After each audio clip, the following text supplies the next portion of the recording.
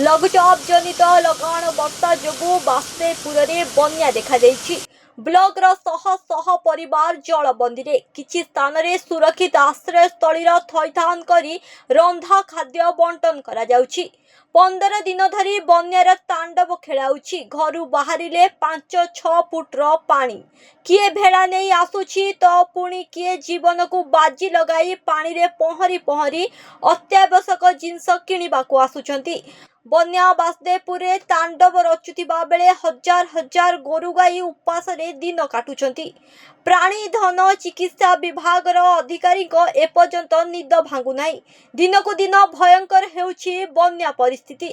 हजार हजार हेक्टर चाष जमी रे जलमग्न होई पड़िथिबा बेले शह शह परिवार जलबंदी रे अछंती। से तो सोमवार दिन रात तो वर्षा वर्षा हेगी तो मंगलवार दिन सकाळ देखला पानी बराबर बन्या बरा सब आडे अनेला चारियाडे तो पूरा बन्या बिल घर मझिर तो हमर बिल मझिर तो घर देखला चारियाडे देखला बन्या देखला पिंडा मिंडा घर द्वार सब खसी गछि पड़ सब खाली तो पानी आउ तांडो जा पड़े पानी हेलानी आ टिके हेने पानी बुड़छ घर द्वार बेके बेके पानी बामु कोने पुरुष लोक गला रास्ता पुरु तांको छाती छाती पानी होउछि आमे गला हम बेके बेके पानी से थोर ते जिबा आसा करथुन जा जिम देखा जिम ता कर चली होउछि खाया पे नै के आउ जा जिम घर अछि चली होउछि रास्ता पुर जाई होबनी साथ ना से जा जिमते आउ से आलू मालू यार सब लगी जा खाई खाई पे करछ आ कोन मासे हेला वर्षा एंतर उदाम उदार जीवा आसिया करूचे बाप आ कौन करिया आ किरमे किरमे समस्त तले आस करी रही जाई पारनु आ तीन आज तो तमे सब आनिलो पार करियो बोली आमे तो एंतर जीवन को मूर्छी देकी पड़िथिनु आ एले एते एते पानी होची पस पसिका जाउतु छुआ पिला जाई पारनाती रहउचंती बाबा आ कौन करिमु आ काली सरपंच आस्तिले मु एती पाणलो जाईथिनी तांकु टकेइनी से कहिले बास्तेपुर ब्लॉक बरंडुआ सुदर्शनपुर जगन्नाथपुर जगन्नाथ प्रसाद लुंगा चूड़ामणि और पौरपालिकार विभिन्न अंचल जलमग्न हो पड़ी। उपर मुंडर बन्या जल तलकू गड़ुछि फल बन्या जल वृद्धि पाइबारे लागिछि। बास्तेपुर ब्लॉक जगन्नाथ प्रसाद पंचायत दधी बामनपुर ग्रामर सुनामुही डांगमाल और बंध साही 100 ऊर्ध्व परिवार को सुरक्षित आश्रय स्थली दधी बामनपुर स्कूल थैथान करिसेंती। बरंडुआ पंचायत और सुदर्शनपुर पंचायत बन्या जल वृद्धि पाइबारे लागिछि। राति रे अग्निशम विभाग और प्रशासन उपस्थिति रे बोट रे उद्धार करा जायछि। सेमानकु जगन्नाथ बात्या आश्रय स्थली रे थैथान करिसेंती। आमर 6टी पंचायत पानी घेर अच्छी काली ठारू आमर ओड्राफ टीम गोटे टीम पूरा नियोजित अच्छी एठी रेस्क्यू इवाकुएशन प्रोसेस रे ता सहित फायर टीम बहुत बढ़िया काम करछन। काली रात 12टार किसी पंचायत किसी लोक को इवाकुएट करछन। ता सहित सब जगह रंधा खाद्यर व्यवस्था होती मल्टीपल शेल्टर्स रे रंधा खाद्यर व्यवस्था होती ड्राई फूड डिस्ट्रीब्यूशन होती नोडल ऑफिसर बहुत भल काम कर आमर पाखापाखि परमानेंट 7टी शेल्टर एवं टेम्पररी आउ 6टी शेल्टर रे एबे रंधा खाद्यर व्यवस्था चलछि।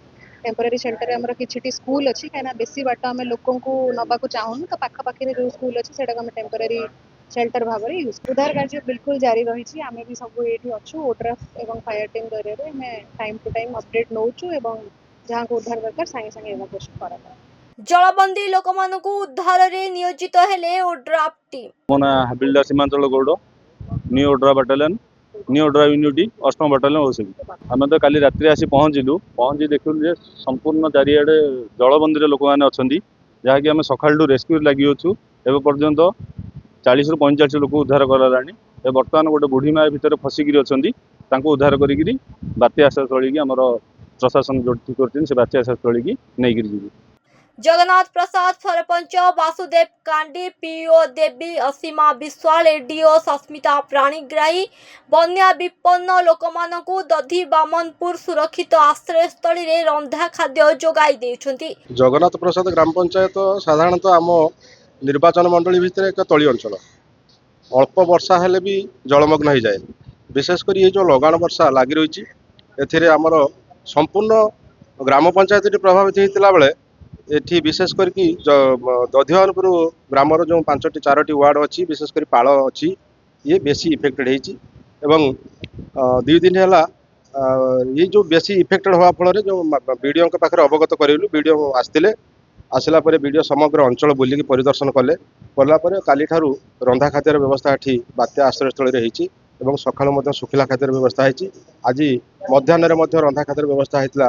1000-1500ରୁ ଅଧିକ ଲୋକ ମଧ୍ୟ ଏଠି ଖାଦ୍ୟ ସେବନ କରିଛନ୍ତି।